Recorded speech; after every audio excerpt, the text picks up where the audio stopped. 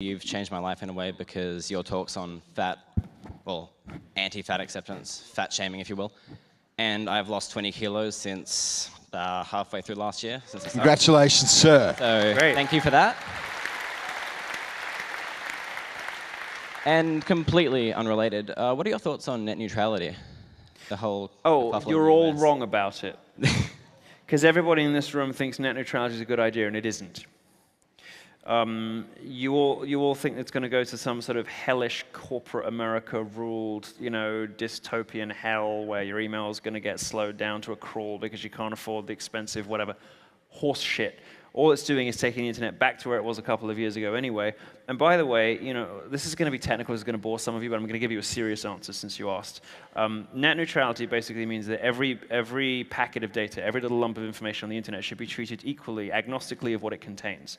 So it forbids, for instance, your cable provider, the people who do your internet, so in America it'd be like AT&T or Comcast or whatever, from selling you a service where Netflix is faster, right? So you could pay more to get better quality of video with no buffering and all the rest of it. HBO and Netflix come like beautiful, crisp 4K, like that, because you paid more for it.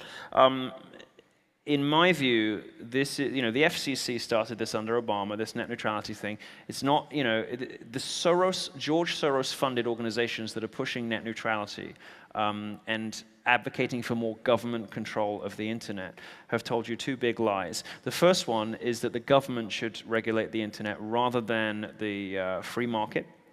It is much better, in my view, to have customers and private companies negotiate their own relationship and the market to decide what it can bear, what people are prepared to put up with, and for competition to produce the best results. And second of all, they have told you that this is about making sure that there's an open, free, internet of an equality internet where everyone gets equal access to whatever. That has never been the case. Every service provider, every server already shapes data. They already shape traffic, excuse me. All of the stuff that net neutrality is designed to eradicate, it never will, because Vodafone is always going to mess around with things. What are your cell networks over here, whatever, Telstra, whatever, they're always going to send some things faster than others, and that will never change. Net neutrality is a cosmetic